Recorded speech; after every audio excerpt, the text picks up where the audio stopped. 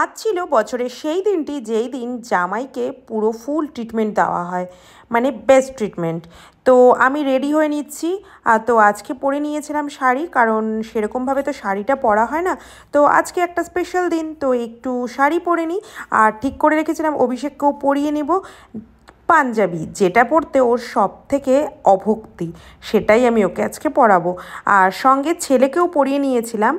দেখো একদম পুরো জামাইয়ের লুকে, এই যে দুজন দাঁড়িয়ে আছে, দুই জামাই, একজন ছোট জামাই একজন বড় জামাই। তো তারপর অভিষেক গাড়ি বের করলো, আমরা বসে পড়লাম। এবার অভিষেক গ্যারেজটা আটকে গাড়ি চালিয়ে এবার আমরা চলে আসলাম সবার ফার্স্ট আমার মাসির বাড়ি, আমার মামার বাড়ি। তো ওখানটায় আমার মাসি অ্যারেঞ্জমেন্ট করে রেখেছিল ষষ্ঠীর। তো জামাইকে ষষ্ঠী দিবে বলে মাসিমণি সব কিছু এগুলো রেডি করে রেখেছিল। তো ষষ্ঠী দেওয়াও হয়ে গেল। তো আমার এক দিদিরও আসার কথা ছিল, মানে আমার মাসির বড় মেয়ের। তো ওদের হয়তো আসতে একটু লেট হবে, তো আমরা এসে আগে পৌঁছে গেলাম, কেননা আমাদেরকে আবার চলে যেতে হবে আমার বাপের বাড়ি। মানে মানে আমার মা তার জামাইকে ষষ্ঠী দেবে, মানে জামাই ষষ্ঠী বলে কথা, তো জামাইকে ষষ্ঠী দিবে, এটাই স্বাভাবিক। তো দেখো চুটকিটাকে একটু ষষ্ঠীর জল আর হাওয়া দিচ্ছিল, কেমন মুখটা ঘুরিয়ে রেখে বসে আছে ও। আর যখন হাতে সুতা পরাতে গেল তখন শুধু তোমরা দেখলে বলবে কি কান্না কাটি, মানে সুতো ও কোনোভাবেই হাতে পড়বে না, দেখো বারবার করে খুলে দিচ্ছিল। আর তারপরে লাস্টে যখন আর ওকে জোর করে বাঁধা হচ্ছিল তখন তো পুরো কেঁদেই দিয়েছে, মানে কোনোভাবেই ও সুতো পড়বে না।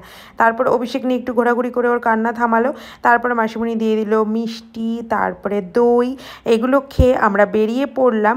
আর মাসিমণি গেটের সামনে দাঁড়িয়ে আছে, তো মাসিমণি আমাদেরকে গিফট দিল, আমরা মাসিমণিকে গিফট দিলাম, দিয়ে আমরা বেরিয়ে পড়লাম গাড়ি নিয়ে আমাদের বাড়ির উদ্দেশ্যে।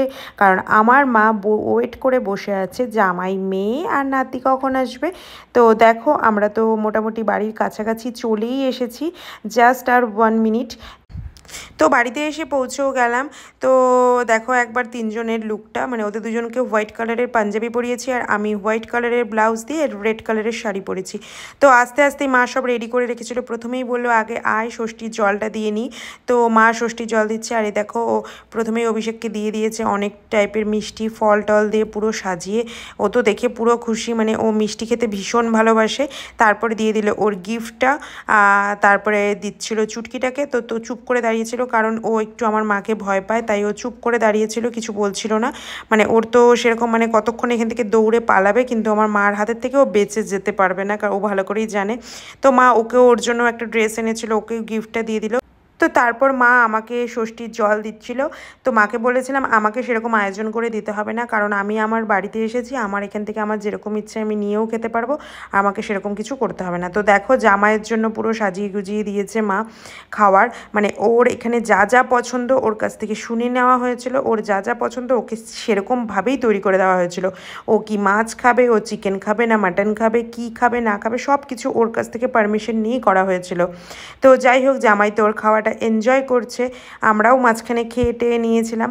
তারপরে চলে আসলো হাতে একটা মিষ্টি পান, মানে খাওয়ার পর এরকম মিষ্টি পান খেতে তো আমার হেব্বি লাগে। তো তারপরে একটু শুয়ে রেস্ট করছিলাম। বাড়িতে আসলে তো একটাই সুবিধা, মা মানে চুটকিটাকে আমার কাছে আর রাখতেই হয় না, কারণ মা আন্টি সবাই মিলেই ওকে রাখে। তো তারপর দেখো বাড়ি যাওয়ার সময় বৃষ্টি নেমে গেল, তো রাত্রেবেলা খাওয়া দাওয়া করে বাড়ি যাওয়ার পালা। তো যাওয়ার পথে পেয়ে গেলাম বৃষ্টি, আর বৃষ্টি এনজয় করতে করতে আমরা বাড়িতে পৌঁছেও গেলাম। তো টাটা, দেখা হচ্ছে তোমাদের সাথে নেক্সট ব্লগে।